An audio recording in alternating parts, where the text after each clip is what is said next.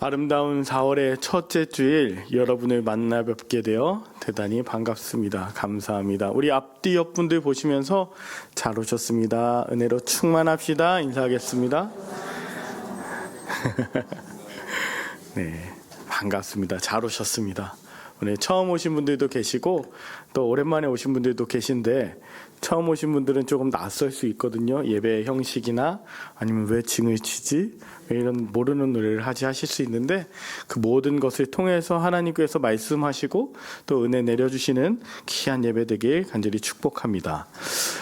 좀 어려운 또 무거운 얘기를 먼저 시작하게 됩니다. 지난 금요일 11시 22분 비상계엄으로 내란을 일으킨 윤석열 전 대통령이 파면되었습니다.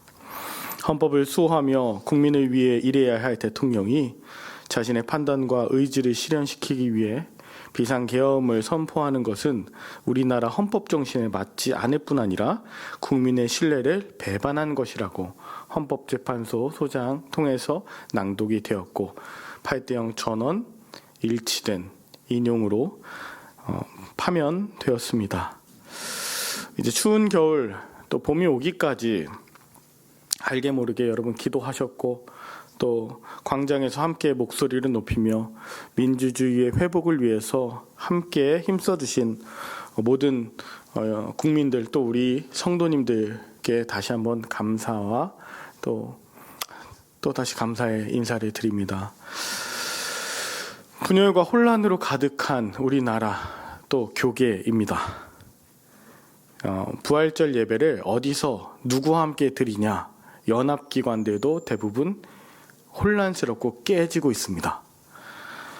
그러나 생명과 정의와 평화의 가치를 앞세워서 일할 그런 목회자와 그리스도인 그리고 그럴 나라의 지도자, 이것을 우리가 선출하는 일과 더불어서 이 맡은 바 사명 잘 감당할 수 있도록 우리가 응원하며 기도하는 것, 그리고 정말 잘하고 있는가 옆에서 조언하는 것, 그 모든 것이 우리의 사명입니다.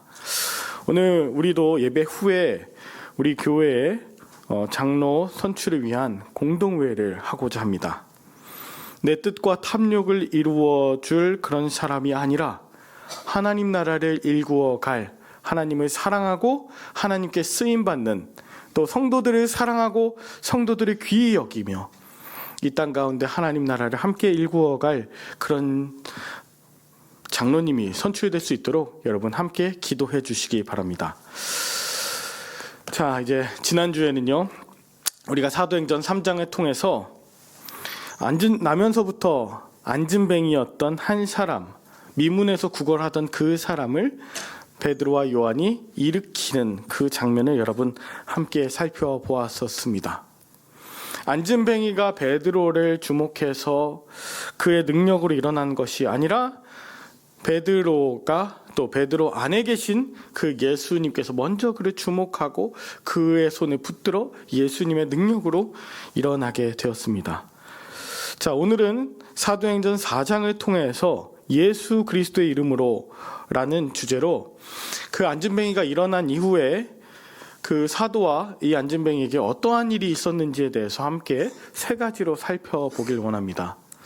첫 번째는요, 말씀을 전했던 이들이 설교하고 있는 중에 잡혀가게 됩니다. 오늘 본문 1절을 보면 사도들이 백성에게 말할 때 제사장들과 성전 맡은 자와 사두개인들이 이르러, 자, 여기 나오는 사도들은요 바로 베드로와 요한을 말합니다. 그들이 백성에게 말씀을 전하고 있었습니다. 그런데 그때 갑자기 유대 종교자 지도자들인 제사장들, 이 사람들은 당대 최고의 권위자들입니다. 또 성전 맡은 자, 이 사람들은 유대교 2인자입니다. 성전을 담당하는 자들입니다. 예루살렘을 대표하는 자들입니다. 그리고 사두개인들입니다. 태어나면서부터 엘리트, 또 성전 안에서 모든 권력을 함께 향유하고 있는 그런 사람들. 이런 사람들이 베드로와 요한에게 오는 것입니다. 시간은 약 오후 5시에서 6시, 하루를 마감하는 그 시간이었을 것입니다. 왜냐하면 제9시경 오후 3시쯤에 베드로와 요한이 성전 미문에 가서 기도하러 들어가는 그 시간에 가서 안진뱅이를 일으키고, 또 그가 들어갔다 나왔다 찬양하고 설교하고 있었던 시간 감안했을 때 하루가 거의 끝났을 그 오후 5시 전후이지 않았을까 싶습니다. 그때 이르러서 무슨 일이 있었는가? 2절과 3절을 보니 예수 안에 죽은 자의 부활이 있다고 백성을 가르치는 그 사도들 베드로와 요한을 그 말 자체와 그 자체를 싫어해서 그들을 잡았습니다. 여러분, 여기서 그것을 싫어하다고 하는 저 노란색으로 표기된 싫어하다는요, 화가 나서 어쩔 줄 몰라 하는 극도의 흥분 상태입니다. 복음 전하는 것에 화가 나고 예수께서 부활하셨다는 것도 너무 화가 나고, 또 모든 사람들, 특별히 안진뱅이가 회복되고 구원을 얻은 것에 대해서 완강하게 반대하고 완강히 그것을 싫어하는 극도의 흥분 상태였던 것입니다. 이런 사람들을 붙잡되 이렇게 나오는데요, 그 잡았다는 것은요, 직접 체포했다는 것입니다. 즉 이제 얼마 지나지 않으면 오후 6시가 되고 그 다음 날로 이제 진행되기 때문에, 그 다음 그러면 해가 지고 나면 재판을 할 수 없는 관습 때문에 급하게 붙들어서 입틀막이라도 하려고 그렇게 잡아 넣었던 것입니다. 여러분, 복음이 전달되고 있는데 너무 화가 나고 입을 막게끔 하는 것, 그것이 하나님의 역사이겠습니까? 아니면 사단의 역사이겠습니까? 우리는 명백하게 구별할 수 있습니다. 그 입에서 하나님께서 말씀하시는 그 은혜의 구원의 메시지가 나오는지, 아니면 누군가를 정죄하고 저주하고 죽이며 밟으며 찢으며 파괴하는 그런 메시지가 나오는지에 따라서 하나님께서 어떤 일을 쓰시는가, 이것을 여러분 분별하시고 구별하실 수 있어야 합니다. 정말 놀라운 것은요, 많은 유대 종교 지도자들이 베드로와 요한을 잡아가는 그 두려움과 그 엄청난 권력의 그 상황 중에 거기에서 말씀을 들은 그 성도들, 거기에 있던 예루살렘 백성들이 분별했다는 것입니다. 그리고 그 권력자인 유대 종교 지도자들보다 말씀을 들은 이들이 하나님을 더 두려워하기 시작했습니다. 그것이 바로 4절에 나오는데, 말씀을 들은 사람 중에 믿는 자가 많으니 남자의 수가 약 5천이나 되었더라 라고 하는 이 대목 때문입니다. 여러분, 말씀을 들은 사람은요, 말씀이 내게 하시는 하나님의 음성으로 박혀서, 야, 이건 사람의 말이 아니라 내게 주시는, 나로 하여금 변화시키시는, 이끄시는 구원의 말씀이네 라고 직접 듣게 되었다는 것이고요, 믿었다는 것도 내가 그것에 인지적으로 동의한다는 것이 아니라 하나님이 나를 믿어주시고 신실하게 나를 구원하여 주시는구나, 그것을 친정 내가 머리끝부터 발끝까지 깨닫고 그렇게 하나님 앞에 자기 삶을 또 역사하심에 동참하겠다고 동의한 자들이 많았습니다. 그 사람이 몇 명이었대요? 남자의 수가 약 5천이나 되었대요. 여러분, 남자의 수 5천 명 하면 무엇이 떠오르십니까? 네, 오병이어 사건 떠오릅니다. 오병이어 사건도 그냥 음식을 먹여주신 것이 아니라 하늘에서 생명의 양식인 그 예수 그리스도, 그 말씀을 먹은 자들, 그래서 구원 얻은 자들이 5천 명이나 되었더라. 남자의 수만.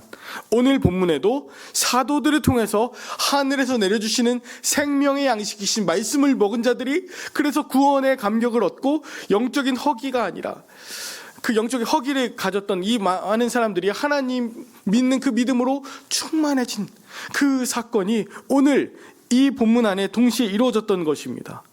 더 이상 유대 종교 지도자들이 두렵거나 그들로 인해서 겁먹지 않는 상태가 된 것입니다. 그러나 여전히 유대 종교 지도자들은 자신들의 안위와 자신들의 권력과 자신들의 나라를 위해서 그것이 무너지지 않도록 베드로와 요한의 입을 틀어막고 가뒀습니다. 감옥에 가뒀습니다. 예수님을 옥에 또 무덤에 가둔 것처럼 말이죠.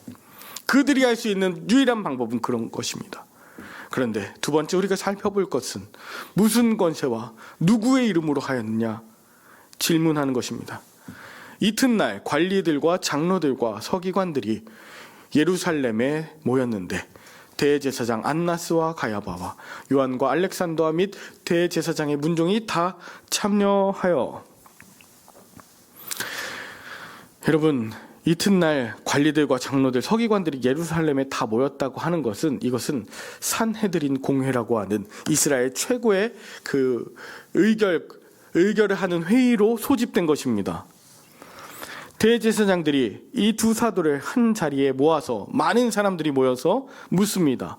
도대체 무슨 권위와 누구의 허락을 받아서 그 부활이라고 하는 것을 전했느냐? 불경하게 부활을 전했다면 죽으셨음을 전하는 것이고, 죽으셨음을 전했다면 누가 죽였음을 말하는 것이기 때문에 예수님을 죽인 자기들이 너무 괴롭고 그것을 감추기 위해서 대체 누가 시켰냐?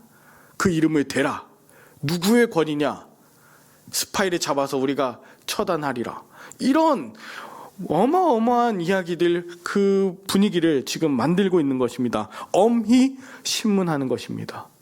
그들이 할 수 있는 유일한 장기입니다.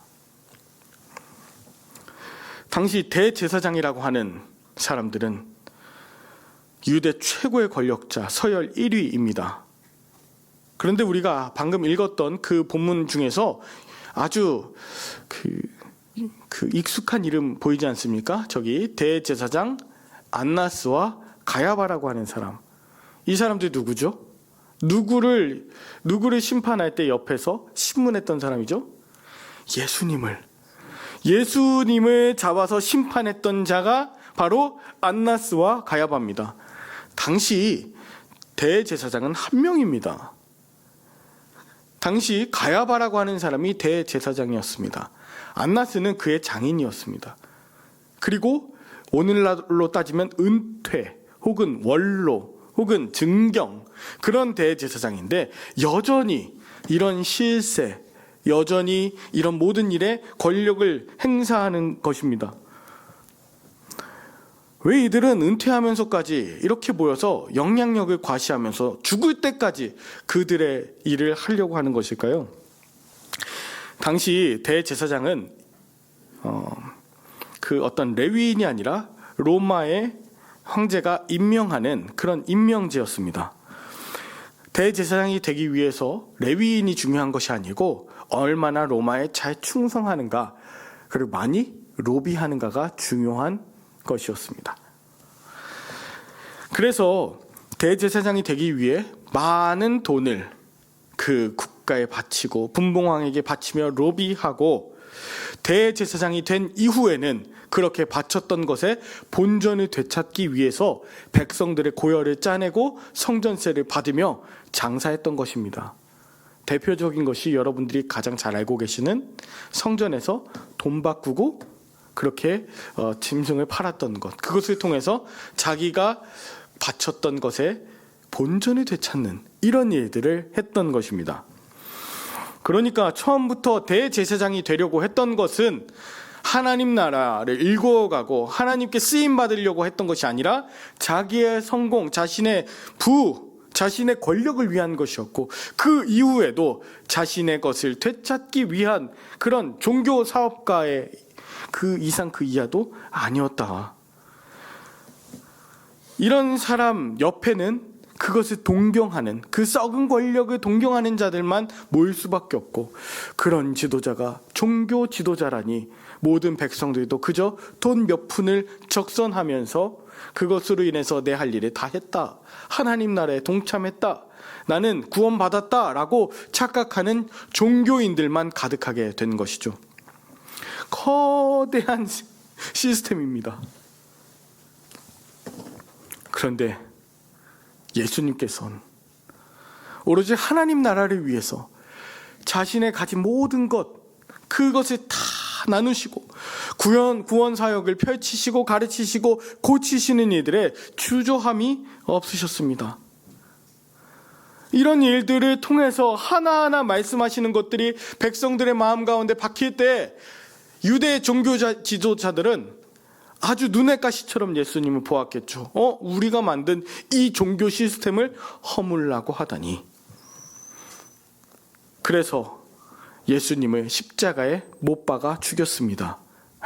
나무에 달리는 것은 하나님께 저주받은 자의 모습이야. 아무도 찍소리 못하게 다 끝난 줄 알았는데 예수님 못 받고 난 한 50일 정도 지나니 갑자기 예수님이 하셨던 것과 똑같이 고치고 가르치고 선포하고 하나님의 나라를 일구는 사람들이 한 사람이 아니라 두 사람, 세 사람, 몇천 명의 사람들이 들불같이 번지는 것을 보면서 이 유대 종교 지도자들은 얼마나 두려웠겠습니까? 그래서 얼마나 당황스럽고 화가 났겠죠. 끈 줄 알았는데 또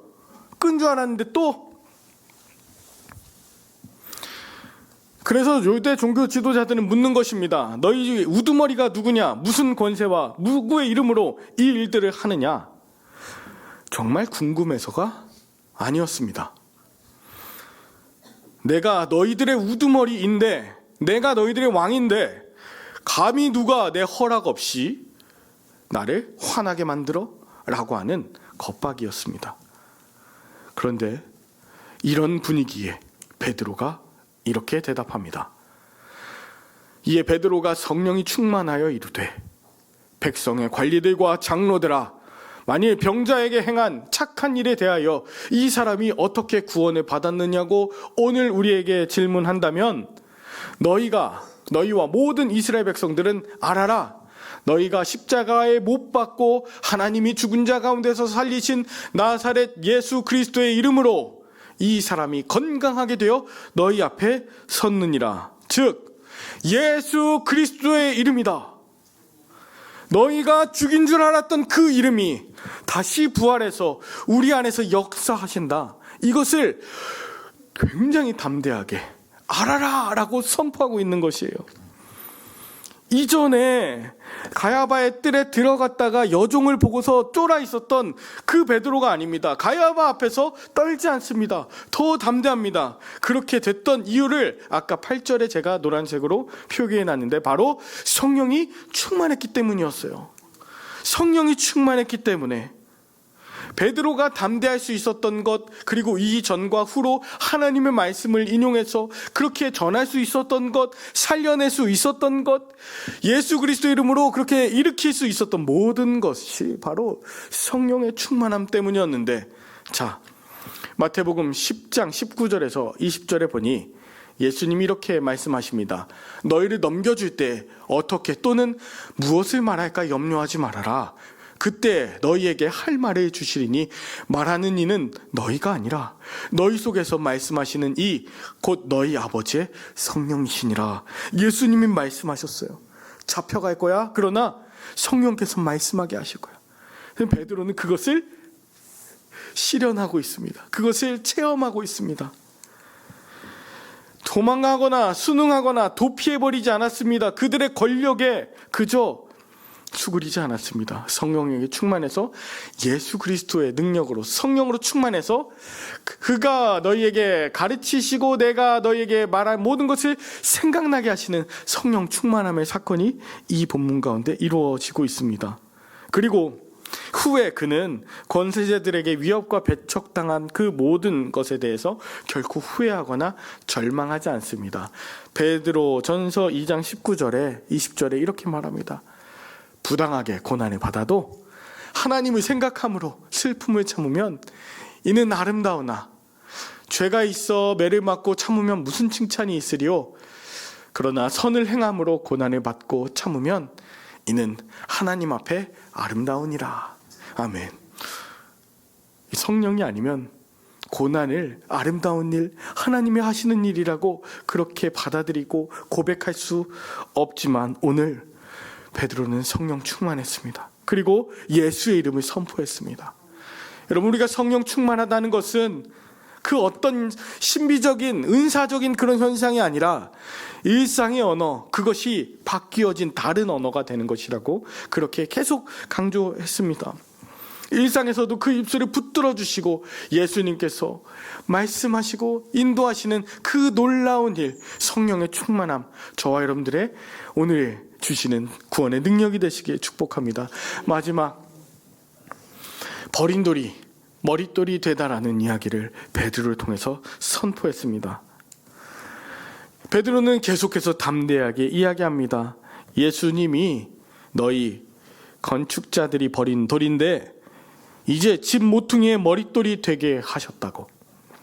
그리고 다른 이로서는 구원을 받을 수 없다고, 천하 사람 중에 구원을 받을 만한 다른 이름을 우리에게 주시거나 알게 하신 적이 없었다고, 그렇게 베드로가 선포하고 있는 것입니다. 이것은 그때 당시에 베드로의 신앙 고백이기도 하지만 우리들의 신앙 고백이 되길 원합니다. 무엇보다 베드로가 이 유대 종교 지도자들에게 했던 이 말, 너희 건축자들이 버린 돌로서 집 모퉁이의 머릿돌이 되게 하였느니라, 이 말은 다윗이 했던 시편을 통해서 고백했던 말입니다. 118편 22절 23절에 보니 건축자가 버린 돌이 집 모퉁이의 머릿돌이 되었나니 이는 여호와께서 명하신 것이요 우리 눈에 기이한 바로다. 이 시편 본문에서 다윗이 고백하는 이 건축자는 사울 왕입니다. 사울 왕이 그렇게 다윗을 죽이기 위해서 그를 버리고 그를 15년 동안이나 3,000명 이상의 군대를 동원해서 죽이고자 했지만 하나님께서는 그를 집 모퉁이의 머릿돌로 삼으시고 그 다윗의 가문을 통해서 구원 역사를 이루셨다.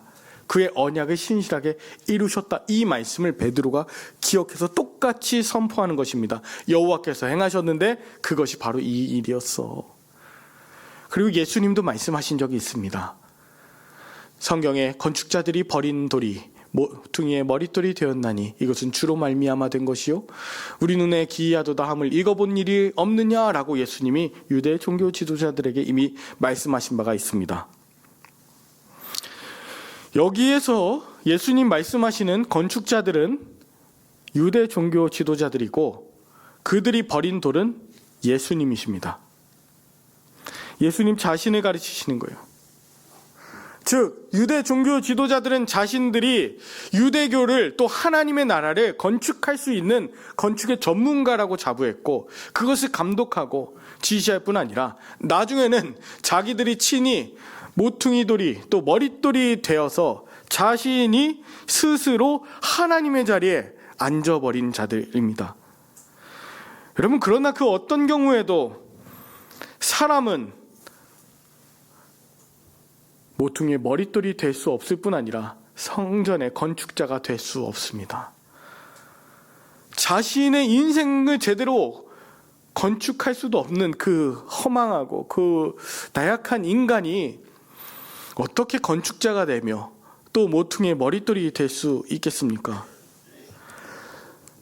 오늘 베드로는 고백하는 것입니다. 하나님께서 건축자이시고 하나님께서 너희들이 버린 그 돌을, 그 모퉁이 돌을 하나님이 그 예수 그리스도를 통해서 교회를 세우셨다. 그 교회는 바로 나다. 이 믿음의 고백, 예수 그리스도 안에 이 반석 위에 내가 섰다. 그렇게 선포함으로써 두 가지를 말하는 것입니다. 예수님이 나의 구원의 반석이시다. 동시에 너희 유대 종교 지도자들은 하나님 나라의 건축자가 아니다. 예수 그리스도의 이름을 믿지 않는 너희에게는 구원이 없고 무너질 것이다. 이것을 동시에 선포하는 것이에요. 당시 유대 종교 지도자들은 신적인 존재였습니다. 막강하고 절대 권력을 쥐고 있었습니다. 누구도 유대 종교 지도자들에게 이렇게 말할 수 없었습니다. 감히 유대교의 체제를 비판하는 것, 유대 종교 지도자들에게 뭐라고 비난하는 것, 하나님 말씀을 전하는 것 자체가 구원에서 탈락하는 것 같은 엄청난 일이었습니다. 그런데 오늘 베드로가 그렇게 이야기하지 않습니까? 성령에 충만해서. 오늘날 교회도 마찬가지 아닙니까? 여러분, 기독교가 구원을 주는 것입니까? 아니에요. 유대교가 구원을 주는 것이 아니에요. 기독교가 구원을 주는 것이 아닙니다. 종교 지도자 혹은 목회자가 구원을 주는 것입니까? 아닙니다. 오직 예수 그리스도의 이름, 오직 그 이름에 걸맞는 또 그 믿음으로써 그 반석 위에 선 자, 그를 통해서 하나님께서 건축하시고 모퉁이 돌로 삼으사 견고한 하나님의 집을 만들어 가시는 것입니다.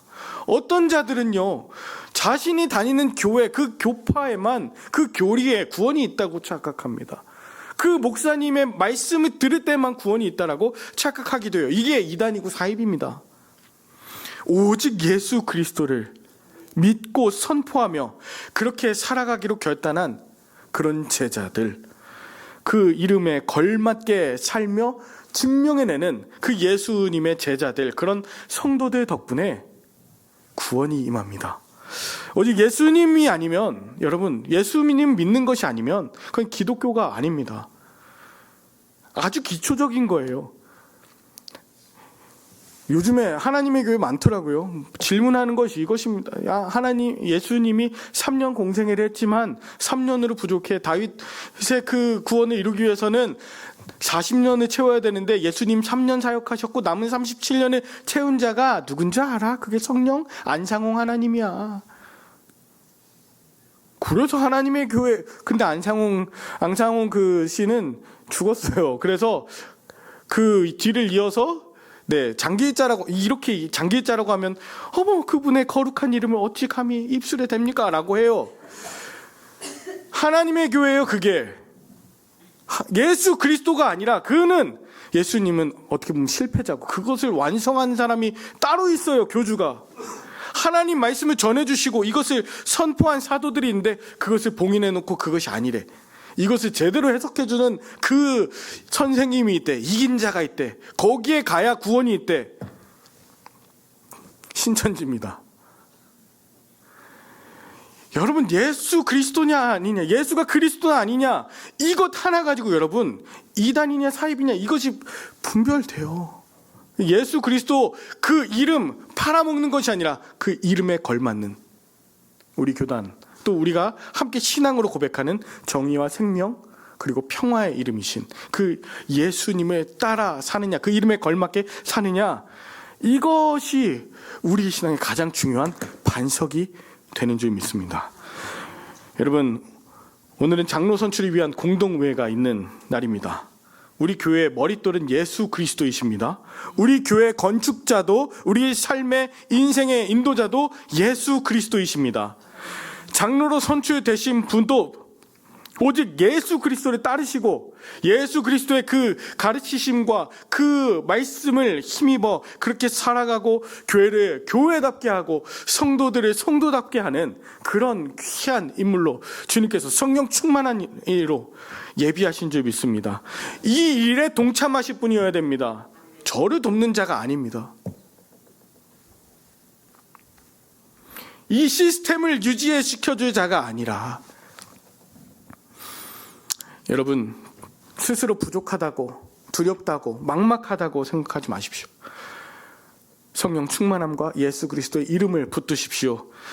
하나님이 쓰시겠다고 하실 때 그 하나님의 나라 질경을 넓혀 가시는데 쓰임받게 되시는 그런 저와 여러분들, 또 오늘 주님께서 택하실 그 예비 피택 장로님이 되실 줄 예수 그리스도의 이름으로 간절히 축원합니다.